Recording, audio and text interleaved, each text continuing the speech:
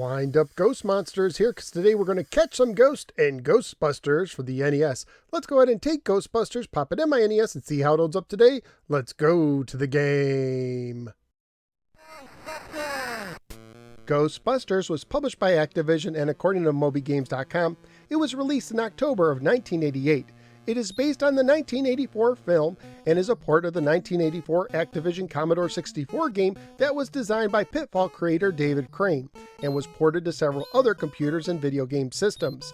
The manual opens with the following: "Hey, anybody seen a ghost?" As a matter of fact, zillions of ghosts are winging their way towards Spook Central right this minute. The future of your Ghostbusters franchise, New York City, and all of civilization depends on you. You'll need courage, stamina, and a whole lot of luck to avert a paranormal disaster of biblical proportions. So go ahead, show these silly Slimers how it's done downtown.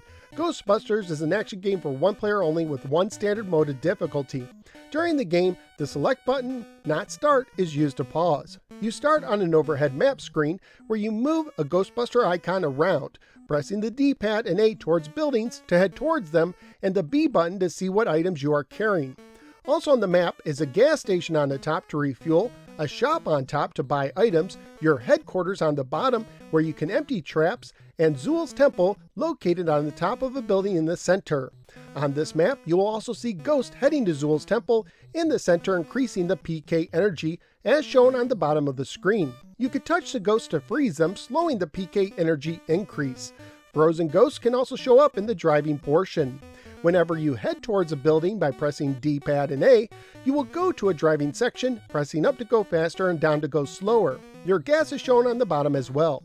The further you moved on the overhead map, the further you'll have to drive in the driving section to reach your destination. Ironically, going the maximum speed will help you save gas in addition to reaching your destination a whole lot sooner.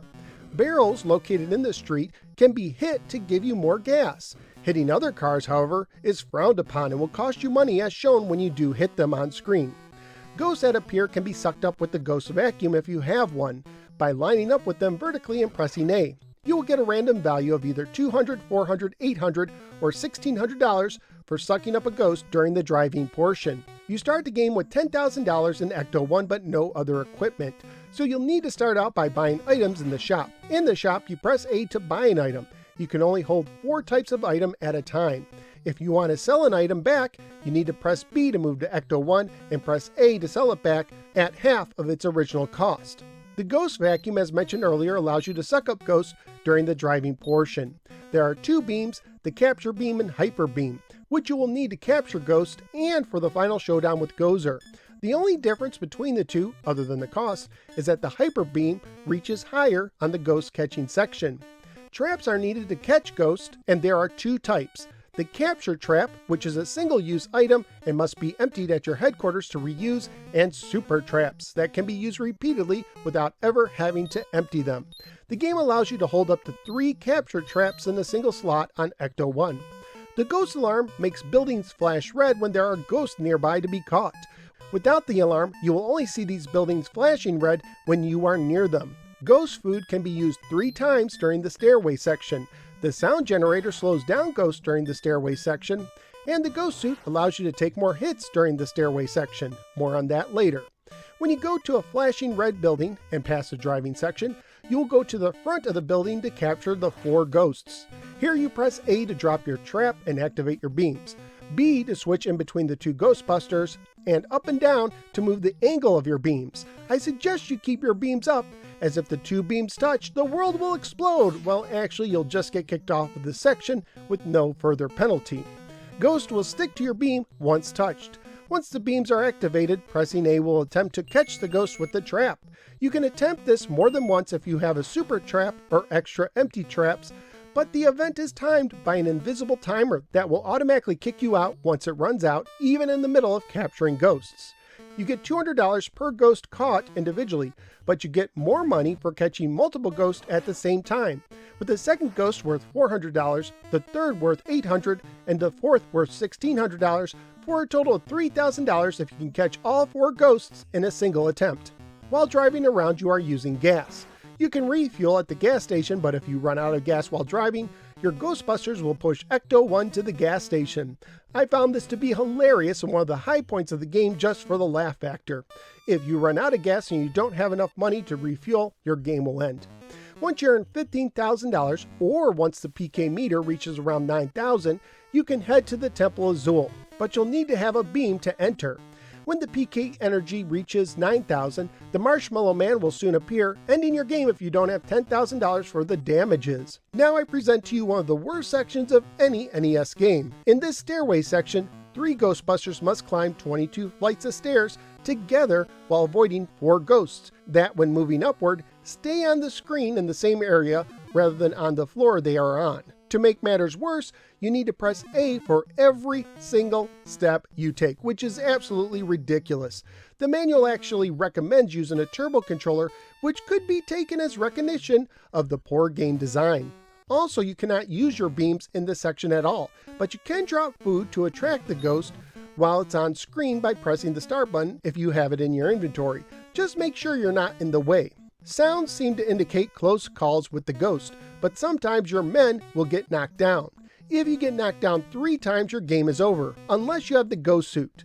The manual says you can get hit down 9 times with the suit, but when I had the suit, it only allowed me to get knocked down 1 extra time. Pressing the B button allows you to open doors if you are lined up just right. I'm not sure there is any use for this other than a cheat, where if you are knocked down 2 times and then open a door with a ghost behind it, before getting knocked down for a 3rd time, you will be allowed to take an additional 255 hits according to some reports. It's not an easy cheat to pull off, but I was thankful as I found the stairway section insanely tough.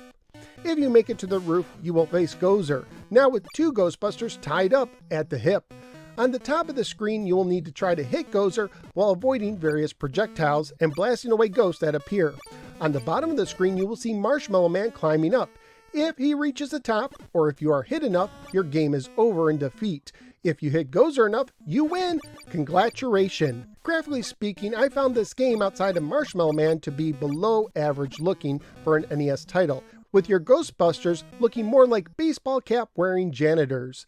While many people trash it and I don't find it amazing, I found the Ghostbusters theme that plays throughout the game to be okay. Family-friendly wise, the game is fairly tame outside of Gozer, which looks like a nude statue minus some details. The game would most likely get an E for everyone rating or an E10 and up rating that released today. Currently at PriceCharting.com, the game has a value of $14 loose, $56 complete, and $115 new. So what do I think of Ghostbusters on the NES? As a fan of both the movie and the Atari 2600 and Sega Master System ports, I was disappointed. This game just doesn't feel finished. It's lacking many features from the original game. The final battle could really use some health bars. The English is comically bad, but worst of all is the stairway section. Pressing A for each step is simply insane. The way the ghosts move felt unnatural, or should I say unsupernatural. Having to manage a line of 3 Ghostbusters is cumbersome, and the hit detection is simply confusing. There were times where I could walk through a ghost without anything happening, and then times when I got hit, but it seemed like I barely touched them. I'm thankful I could use a turbo controller and the cheat to make up for the bad design, but it doesn't excuse the bad design.